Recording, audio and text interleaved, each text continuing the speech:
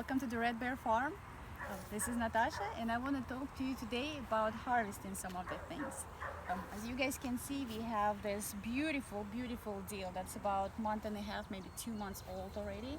But unfortunately it's starting to go really big and it's starting to develop florets here, which is not a bad thing in itself. However, that typically means once the parsley and dill go into the blooms, they're gonna start dying off. So we want to make sure to stretch out for another maybe couple of weeks, and for that we need to harvest all of this. We also have parsley here that's doing exactly the same thing. So what we're actually doing with the dill and the parsley, we need to make sure that we cut all these shoots, and the way we're gonna do it, I'm gonna show you how. We have little trimmers here. And what I'm gonna do, I'm gonna take this largest part right out of the middle of the dill and just cut it. So we're gonna take this home later and cook with that. We're gonna do exactly the same thing with the other part.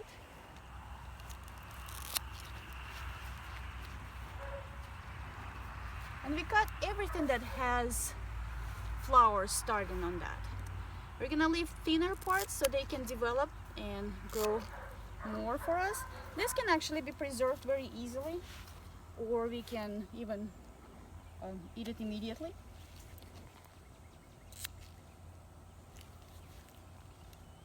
I can leave this for a couple of days longer. Let's see. So we'll do exactly the same thing with parsley.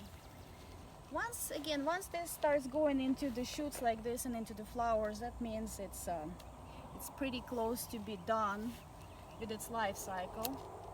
Again, we can still stretch it out a little bit, but to make sure that we have plenty of parsley and plenty of dill, we actually start several other plots. We actually have 18 cells right there of the new dill that's coming in, and we have an intermediate crop which is at the other bed that has a little bit younger dill.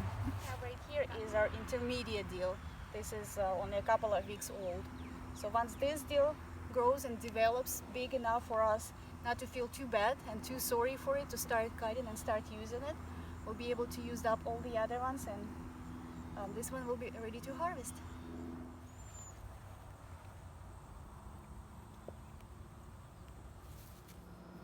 Welcome back. I wanted to show you what we actually doing with the garden bounty that we just got from our garden, parsley and dill. This is something that we just picked up, that you watched us in the garden. And as you guys can see, this is a large amount of dill. We cannot possibly have some of it and use it right away as it's fresh. We do, however, pick up once in a while smaller amounts and put them in glasses to keep them fresh here in the kitchen.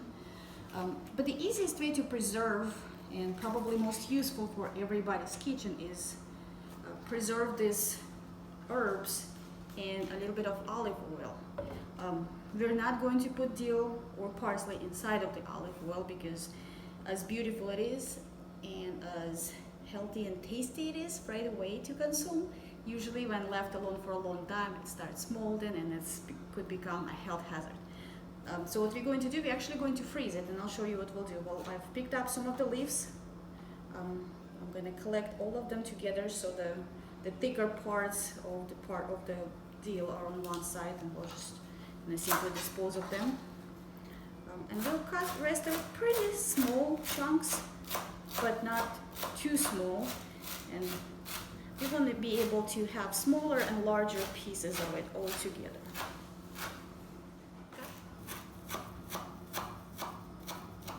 So all of our dill is pretty much cut off now.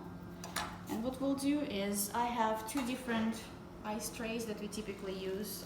This is a rubberized one, or a whiskey ice, as my husband used to use it for, until we got a bigger ice maker. And we have a regular plastic one, just pretty much available probably in everybody's home.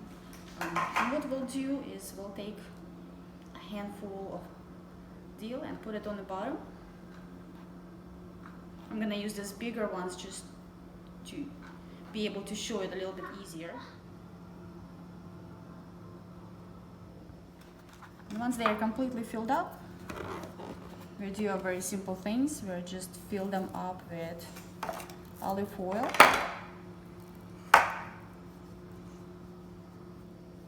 And then we'll be able to put this in our freezer, and once they freeze, we'll pull them out of the forms and put them in a plastic Ziploc container so they can stay and take up as little place as possible in the freezer. This is pretty much done. We'll do exactly the same thing with parsley. We're going to pull the thinner leaves and discard the thicker parts of the parsley. And we'll just simply chop them up just the same way as we did with dill. You can mix them together, obviously it's your own personal preference, or you can keep them separate. We're using here in olive oil. I'm just filling up the other container we have. But you can also put them in a bouillon, chicken or beef bouillon, and this way you have a ready bouillon soup starter. We'll just fill this up and put it in the freezer. And let's not forget about the beautiful flowers that come from the dill. In this case, they're not quite developed yet, but what I like to do is to just peel them off and just keep them on the branches just like that, larger pieces. They're very flavorful, however, they're not very nice to eat because they're kind of a grainy, but there is a really good use for them. So what we typically do with this, you can preserve them in a different way. What I want to show you today is we have lots of onions that we accidentally bought too many, and some of it are starting to go a little bit sour, so we need to find ways to use that. So what I've been able to do with this is preserve them by quick pickling, and what you see in it right here, these are onions that can pickle for 2 days in the fridge with a little bit of beet. And having them with beet creates this very beautiful color, as you can see it. And then in 24 hours, really overnight in the fridge, they're easy and they're ready to eat. They're a great addition to your salads or to your tacos if you prefer tacos, or any kind of a meat.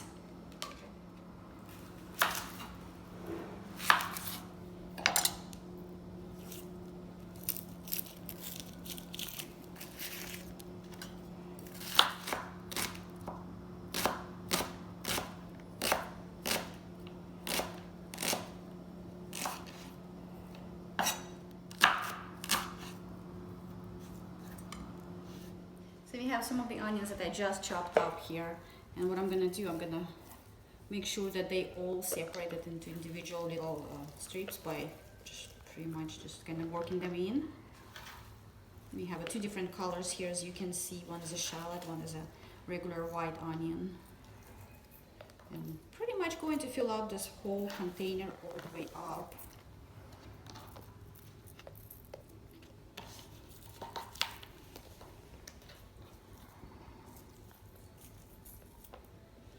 So once it's filled up, usually I don't actually use any kind of a measuring system, so I have to make sure that I'm able to show you guys what I'm using. So I have a half a teaspoon here, a little measurement. So what I will need is a full teaspoon. Let's put another one just in case. And I will fill up with a little bit of vinegar. So I would probably go with about a half a cup of regular table white vinegar. Again, normally I fill all of it just on the eye. And what we want to do if you have a same size container is to have about that much of vinegar on the bottom. This method is called quick pickling. So lots of times you will see it in European kitchens when people using this for just a quick addition to their diet. And then the rest of it I'll just fill up with the regular over the tap water. Just fill up pretty much full. Like my husband, who fill up things all the way to the top and then they splash. And I just close it tightly with the lid. Give it a good shake. And we'll put it in the fridge overnight, and tomorrow in the evening, probably about 24 hours, it's gonna be ready to eat. The longer it sits there, the better they get. However, you probably want to eat them in about 2 weeks and not any longer. Well, thank you so much and welcome to the Red Bear Kitchen. I hope to see you soon. Please like, share and subscribe to our channel. Bye!